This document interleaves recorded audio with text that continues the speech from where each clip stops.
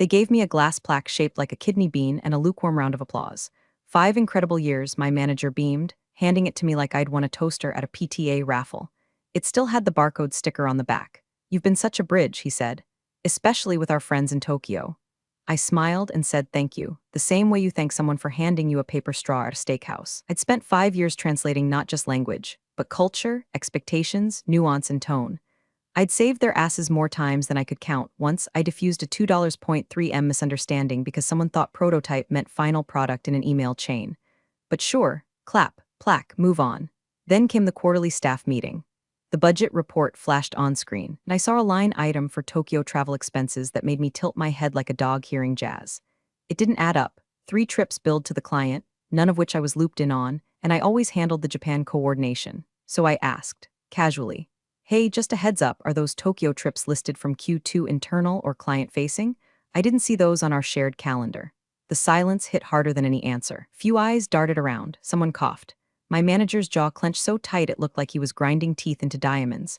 No worries, he finally said, a bit too light, clicking to the next slide. We'll circle back on that later. And just like that, the room temperature dropped 15 degrees. I spent the rest of the meeting pretending to take notes, while inside I was peeling the moment apart like bad fruit. It wasn't just the coldness, it was who wasn't looking at me.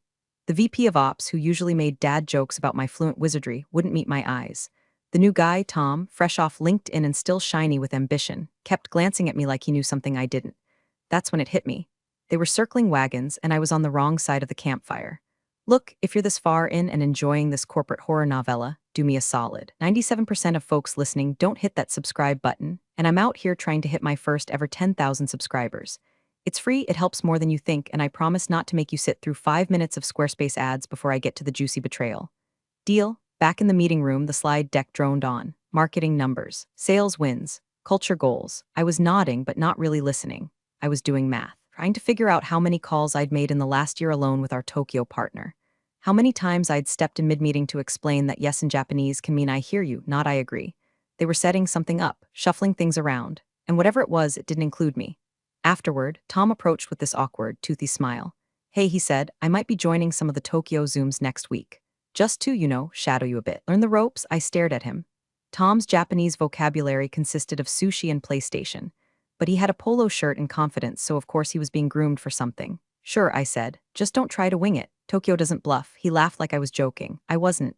I went back to my desk and opened my inbox.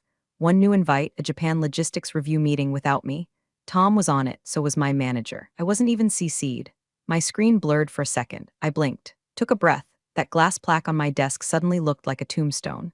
The next week, my work calendar thinned out like hair on a crash diet. No more Tuesday 9 a.m. syncs with the Tokyo team. No more prep calls with Kenji before quarterly presentations. No more review meetings on translation adjustments. It was like someone had performed a surgical extraction of my existence from Japan operations and done it with all the grace of a rusty melon baller. At first, I thought it was a glitch. Outlook likes to throw tantrums, and I've had recurring events ghost me before. But when I walked past conference room B and saw Tom inside, nodding vigorously at a Zoom screen filled with kanji he couldn't possibly read, I knew it wasn't a software bug.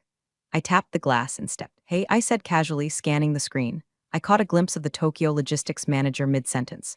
Did this meeting get rescheduled? Tom blinked. Oh, I think they just wanted to consolidate things. Streamline, there's that word again. Corporate for we're replacing you with something cheaper and dumber. I smiled without moving any other part of my face. Great. Let me know if they say anything urgent about customs declarations. The last shipment nearly got flagged because someone listed the item value in yen instead of USD.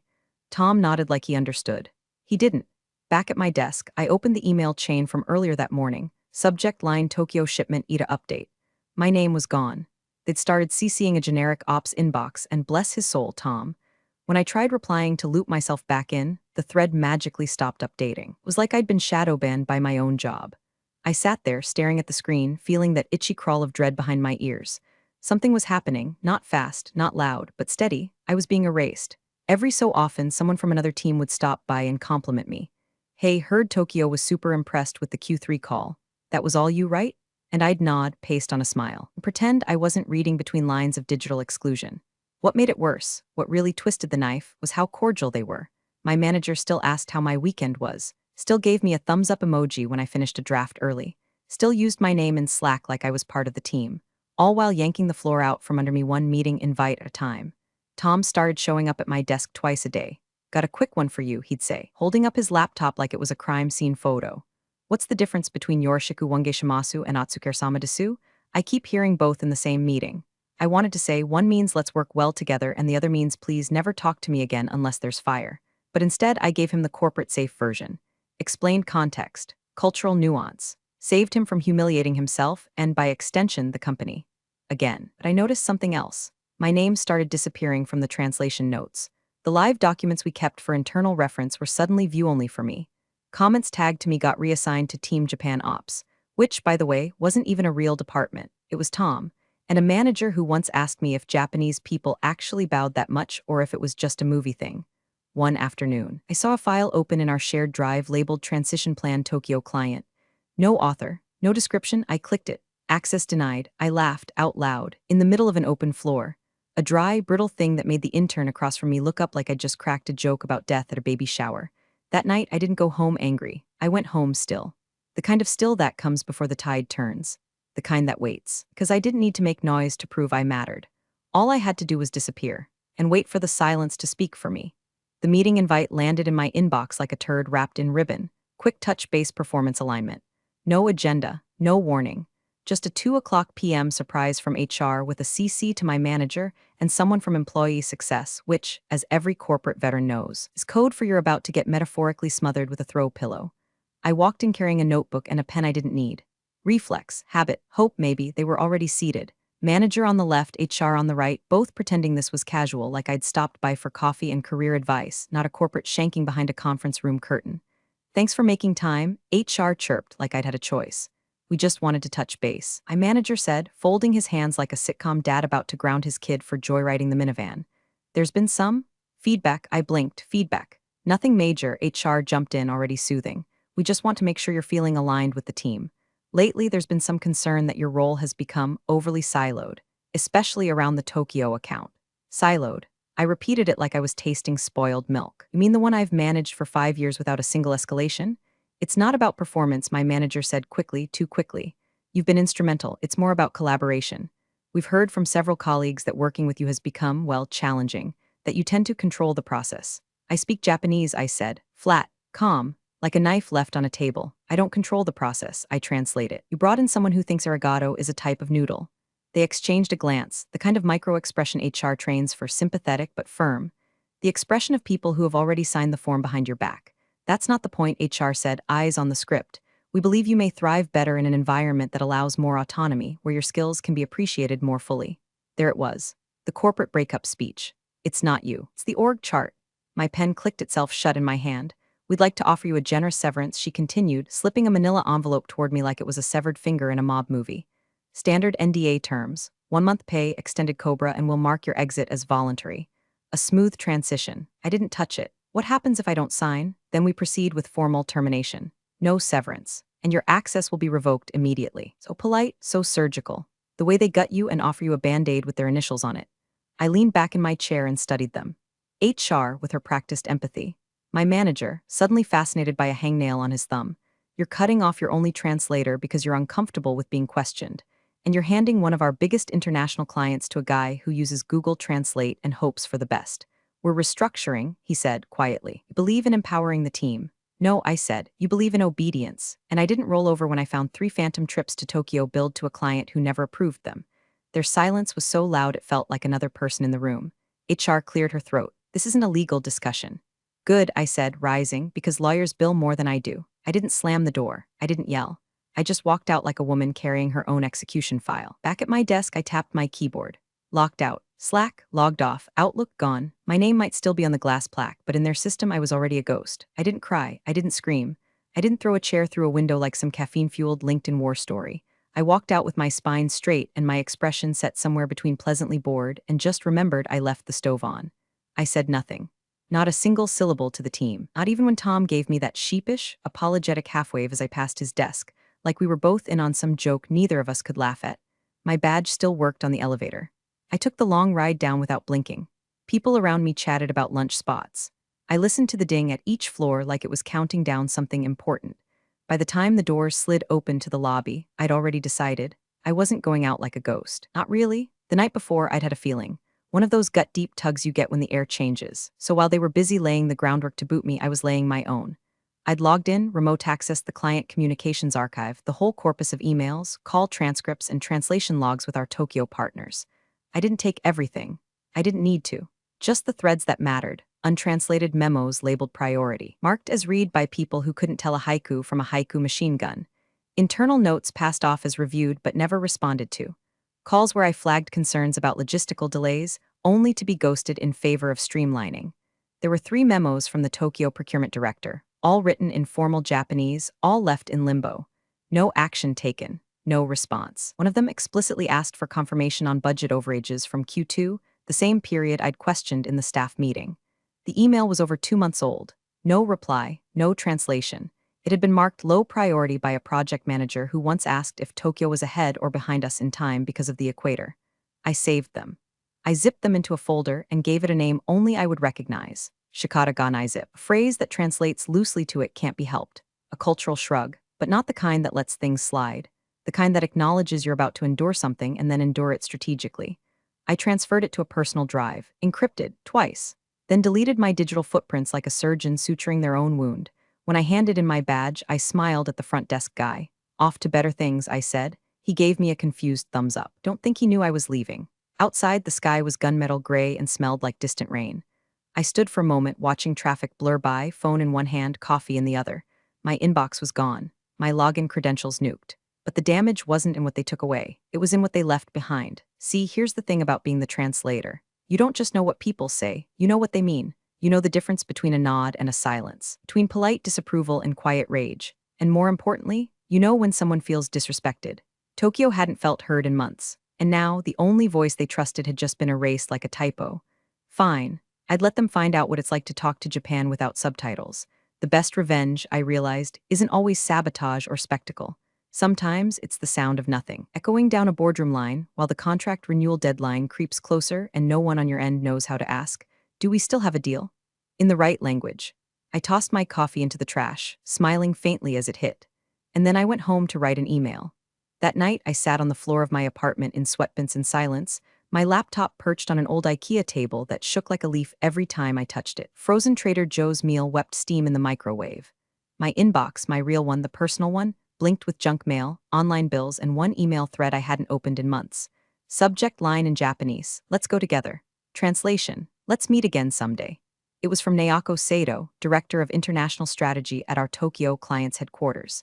I'd first met her during a typhoon delay flight layover in Narita Airport, shared a cold soba bowl and a heated argument about logistics metadata. After that, every call we had was a mix of precise negotiation and sly jokes about American coffee. I hovered over her contact. My fingers hesitated not out of doubt but out of calculation. There's an art to timing. You don't want to come off desperate or petty, you want to sound informative, so I wrote "subject" in Japanese for your reference. Naoko-san, I hope this finds you well. I am no longer with company name, but before formally stepping away, I wanted to pass along some items that may help clarify lingering questions from Q2 and Q3 communications. Please find attached a folder titled "Your Questions Answered." It contains untranslated memos, correspondence logs, and budget inconsistencies I believe were not escalated appropriately. For obvious reasons, I won't be involved in future correspondence, but I would gently suggest reconfirming any decisions regarding Q4 logistics directly. With deepest respect and thanks for our years of collaboration, my name, Independent Translation Advisor. I hit send. No drama, no "I'll show them." Just a neat click, like a chess move you know will take 5 turns to checkmate. Then I logged into Slack. The office channel was quiet. Tom had posted something about running point on the Japan client this week, flexed biceps, and tagged the entire ops team. No replies. I scrolled to the Tokyo channel. My name was still there next to a half-dozen unread messages, all in Japanese, all ignored, so I clicked the gear icon, chose leave channel, then typed one final message: "Thank you for the honor. I suggest reconfirming Q4 logistics directly." I added a bowing emoji. Simple, precise, like a blade being wiped clean. Then I left, no fanfare, no pinging inbox, just a sudden stillness like the end of a performance only one person knew was happening. Back in my kitchen, the microwave beeped. I didn't eat. Instead, I opened LinkedIn and changed my headline from Client Operations Liaison to something new: Independent Consultant Cross-Cultural Communications Strategy, Fluent Japanese. Let them see it. Let them feel it. Because I wasn't shouting. I was speaking fluent consequence. The first ripple hit 3 days later. An old coworker, one of the decent ones, the kind who used to sneak me chocolate from the break room before big calls, forwarded me a screenshot. No commentary, just a silent offering. It was an internal email from the VP of Sales. Subject: Urgent Tokyo client inactive. Has anyone heard back from Naoko or Hiroshi this week? Our last 2 check-ins went unanswered. Tom said they joined the Zoom but dropped after 2 minutes and messaged in Japanese. Can we get translation support ASAP? We need clarity on Q4 deliverables. I read it twice. Then I smiled, the kind of smile that's all teeth and no warmth. The kind you wear when you're watching a fire someone else lit finally catch the drapes. I didn't reply. A day later, someone else looped me in again, quietly, privately. A Slack message from a junior analyst. Hey, weird question. Are you still in touch with anyone from Tokyo? I think they think you still work here. They asked for your clarification on the Q2 billing thing. No one's sure what they are referring to. That made me laugh. Like actual shoulders shaking, snort through my nose laugh. Because that question right there, that helpless, tail between legs confusion, is exactly what happens when you fire the translator and assume Google Docs can do diplomacy. Meanwhile, over on their end, the Tokyo team had shifted tone. Slowly, deliberately, their email cadence dropped from daily to biweekly. When they did reply, it was clipped. Formal, no more emojis from Hiroshi. No more casual sounds good messages. Just traditional Keigo phrasing, the kind that wraps every sentence in layers of politeness, so thick you can't tell if you're being thanked or told to die in a ditch. Tom, apparently, tried to bridge the gap by using ChatGPT to translate a clarifying follow-up.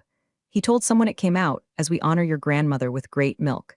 And that's when the Tokyo side stopped replying entirely. Internal threads started multiplying like flies on roadkill. Has anyone gotten a calendar confirmation for next month's review? Can someone explain why the project timeline hasn't been signed? Do we have another bilingual on standby? Tom's struggling with nuance. Nuance, yeah. That's one way to say he used that was a delicious meal as a sign-off in a budget email. It means thanks for the meal, not we approve your quarterly spend. By Friday, I heard they tried reaching out to a freelance interpreter who once subbed in during a scheduling conflict. She declined. Word was spreading, quietly, professionally. The kind of corporate whisper network that moves faster than a press release and hits harder than an invoice. They still hadn't realized I'd been the one to plant the seed. They assumed Tokyo was just being difficult. That was their first mistake. Their second, thinking silence meant safety. But silence, especially in Japan, isn't passive, it's pressure. It's a countdown, it's the pause before the refusal, the grace before the no, and I knew Naoko. She wasn't ignoring them, she was preparing. The invite hit my inbox on a quiet Thursday evening, tucked between a confirmation for my dental cleaning and a 15% off coupon for cat litter. Subject: Contract Renewal Meeting Monday 0900 JST sent by Naoko Sato. Attendees: Hiroshi Ito, Procurement Lead, Kenji Watanabe, Logistics Strategy, and still listed, somehow unbelievably, was me. Apparently no one had updated their internal contacts. I stared at it for a full minute, the cursor pulsing over the yes/no/maybe options. God, I wanted to click yes, just to watch the panic ripple backward through their boardroom like a fart in a sealed elevator. But I didn't touch anything. That would have ruined the perfection. Instead, I sat back, eyes scanning the words contract renewal like they were carved into the surface of a guillotine. Because this wasn't just a meeting, this was the meeting. The moment all the polite silences, unanswered emails, and bilingual brush-offs came to roost. And I knew what was coming. I knew how Tokyo worked. They wouldn't yell. They wouldn't threaten. They'd just not renew. And they wouldn't explain it, because if they had to explain, it meant they thought someone was worth explaining to. I opened my old work emails mirror account. Yeah, I'd cloned it weeks ago. Don't ask how. Just know I was very thorough before walking out. There, buried in a panicked thread titled Action Items Urgent, was the most delicious thing I'd seen all year. From Director of Client Accounts to all staff subject. Monday call need bilingual support immediately team. You need someone fluent in Japanese on standby for the Tokyo contract. Renewal Zoom this Monday morning, Sunday evening US time. Our regular liaison is no longer with the company and communications have become increasingly difficult. Naoko-san has confirmed the meeting, but we're not clear on agenda details. Tom is doing his best, but comprehension is a serious blocker. A serious blocker. Like the only person who ever understood your client is now gone kind of blocker. Like you fired your Rosetta Stone to save on salary, and now you're playing charades with a billion-yen contract kind of blocker. One reply stood out. A junior manager wrote, "Should we reach out to my name?" Even unofficially, the answer came fast. Absolutely not. That chapter is closed. Perfect.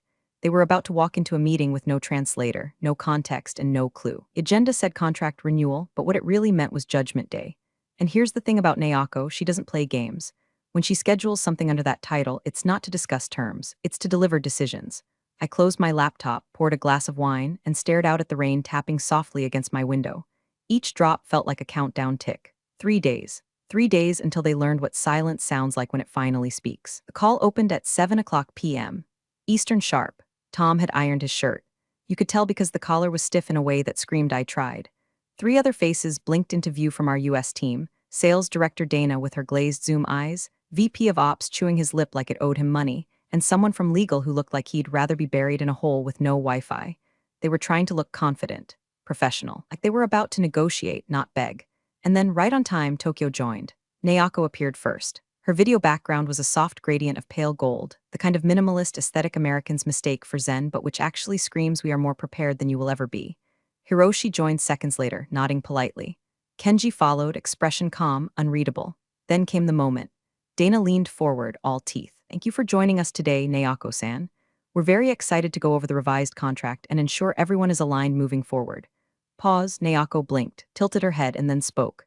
In perfect, measured Japanese. First, thank you for your time today. Tom stiffened, nodded too hard. Yes, he said, just yes. Naoko continued slowly, purposefully. She outlined a 5-minute summary of concerns, metrics, and internal assessments, none of which anyone on the U.S. side understood. Her tone never shifted, her gaze never faltered. She spoke with the polite finality of a surgeon explaining a terminal diagnosis. Hiroshi added 2 sentences. Kenji closed his binder. Dana cleared her throat. I'm sorry, would it be possible to, could we get a translation? Naoko smiled. It was the kind of smile that belongs in a museum, cool, immaculate, and entirely detached from the awkward twitching of the Americans in their rectangles. My apologies. Since there appears to be no interpreter, let us conclude here for today. She bowed her head. Hiroshi followed. Kenji said nothing, and then, click, Tokyo vanished. The call hung in stunned, pixelated silence. No one spoke. Tom looked like someone had just unplugged him. Dana muttered, was there no? The VP of Ops opened his mouth, then closed it. He didn't blink for a full 10 seconds. Legal coughed. Then, as if trying to conjure normalcy out of nuclear ash, Tom forced a smile. Well, that could have gone worse, right? No one laughed because it couldn't have. They'd just been handed a rejection letter written in a language they couldn't read, delivered live, and gift-wrapped in civility. And here's the cruelest part of all. No one even raised their voice. Tokyo had let the silence do all the talking. It didn't feel like a firing. It felt like being forgotten in the middle of a sentence. 2 months later, while sipping lukewarm tea in my favorite corner of a quiet cafe with peeling paint and bad jazz, my phone lit up with a push notification from Nikkei Asia. Mitsui Tech announces strategic U.S. consultant partner to streamline Trans-Pacific logistics. The article was brief, polished, professional, just a few lines about an American-based liaison specializing in Japanese market integration. Someone with deep fluency in both language and business culture, who would now serve as the sole point of contact for all future stateside communications. No firm name, just a title. But on LinkedIn, where the masks are thinner, it hit harder. My name, Independent Liaison for International Clients, Strategic Bridge between East and West underneath. A single update, started new role at Mitsui Tech Independent Strategic Consultant Partner. The word partner wasn't decorative. It wasn't corporate fluff. It meant I wasn't on their payroll. I was on their level. Back at my old company, the fallout had calcified into rumor. Tokyo had never responded to the revised proposal. There was no formal goodbye, no call, no reply. Just a slow, reversible ghosting that left every project file untouched and every Slack message dangling like a spiderweb in a hurricane. They tried replacing me with a language agency. That lasted a week. They tried reaching back out to Naoko through back channels. That attempt didn't even get an auto-reply. And then one morning, in a glass-walled meeting room that still had my plaque collecting dust on a shelf, an HR rep read the article. She didn't say much, just muttered it to herself in a tone like someone realizing the light they turned off was connected to life support. We should have just kept her. But I wasn't theirs to keep anymore. See, that's what they never understood. I was never just translating words. I was translating trust. And once that's broken, no amount of money, panic, or desperate Google translations will bring it back. I didn't post about it. I didn't gloat. I didn't even block them. I just did what I'd always done. I kept things moving quietly, efficiently, and in 2 languages they still couldn't speak. And when I logged into Zoom now, it wasn't to interpret for someone else. It was to lead the call. Big thanks for watching, you sneaky seniors. Subscribe to keep the coffee pot brewing revenge. Your ex-colleagues won't know what hit him.